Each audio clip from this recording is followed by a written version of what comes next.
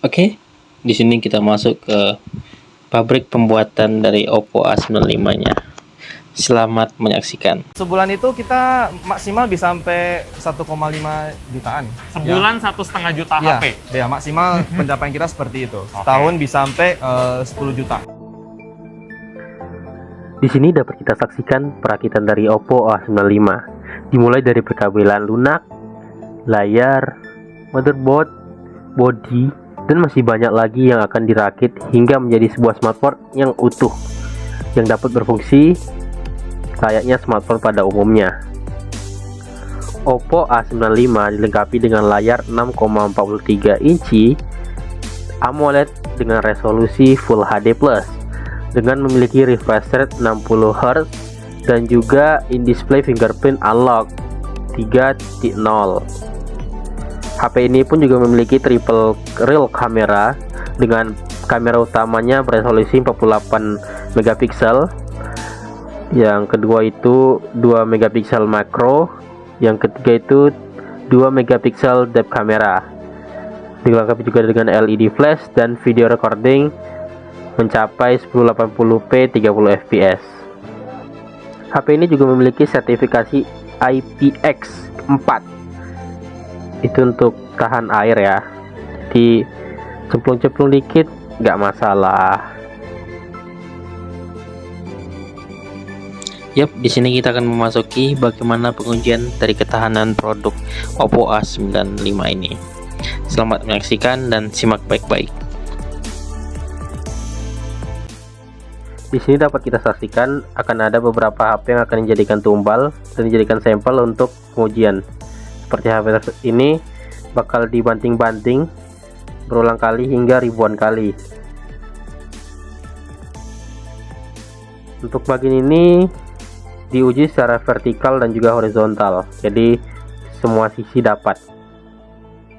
Untuk ini yaitu bagian port charge bakalan diuji juga di sudut dari kiri, kanan, bawah, atas, apakah tahan. Nah, untuk ini bagian casnya juga diuji ketahanannya.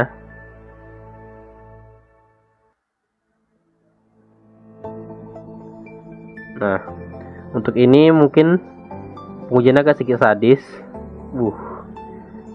HP dijatuhkan dari ketinggian tertentu dengan sangat kuat, dan setelah itu dicek apakah sensor-sensornya masih berfungsi dengan bagus atau tidak. Dan ya, sepertinya masih berfungsi dengan bagus. Nah, ini untuk kabel casnya juga diuji ketahanannya.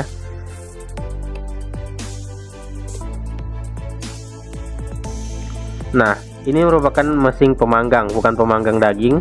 Ini merupakan mesin pemanggang HP, yang dimana HP diletakkan di dalamnya dan dipanaskan dalam suhu tertentu. Apakah HP itu akan bertahan atau tidak? Nah, itu akan ditentukan dari sini. Nah, untuk mesin ini merupakan mesin yang bisa dibilang pengujiannya paling brutal.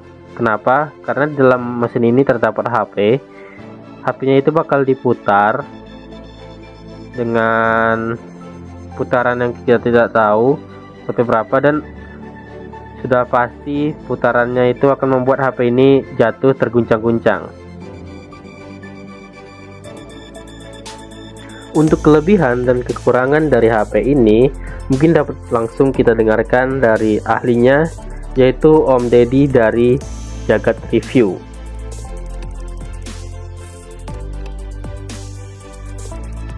Oke, hal yang perlu diperhatikan, smartphone ini memang menggunakan setup triple kamera, tapi hanya ada main kamera dan 2 kamera lain yang mungkin tidak terlalu banyak manfaatnya, terutama karena resolusinya yang kecil ya. Sementara untuk kamera ultrawide yang seharusnya sering terpakai itu malah belum ada di sini. Kemudian rekaman video terbatas hingga resolusi 1080p 30 fps saja. Lalu fiturnya terasa kurang untuk seri A90 sekian ini ya. Single mic, single speaker, dan refresh rate-nya hanya 60 Hz. Kemudian sebagai smartphone yang diklaim menawarkan performa, Snapdragon 662 yang digunakan mungkin performanya terbilang agak sedikit ketinggalan di era saat ini, meski memang masih tetap menawarkan fitur yang lengkap khas Snapdragon. Dari sisi kelebihannya kita lihat bahwa layarnya layar AMOLED menawarkan kualitas tampilan yang keren di sini memang ya. Bodinya terbilang tipis dan ringan untuk smartphone dengan baterai 5000 mAh. Desain bodinya juga terlihat menarik dengan Oppo Glow di sini. Sertifikasi IPX4 untuk ketahanan terhadap percikan air ini mantep banget sih ya. Jadi membuat kita nggak perlu terlalu takut-takut banget ya terhadap hujan. Lalu tersedia NFC, konektivitasnya juga cukup modern dengan Wi-Fi 5. Sayangnya memang belum 5G ya, tapi nggak masalah sih sebetulnya, kan 5G juga baru mulai sekarang. Dan yang terakhir, daya tahan baterainya terhitung cukup baik dan charging itu tergolong cepat. Ya, kurang lebih seperti itulah si Oppo A95 ini, smartphone penutup tahun 2021 dari Oppo yang hadir resmi ke Indonesia. Jadi nggak sabar nih mau lihat jajaran Oppo untuk tahun 2022. Saya Didi Irfan, Jakarta Tribun TV.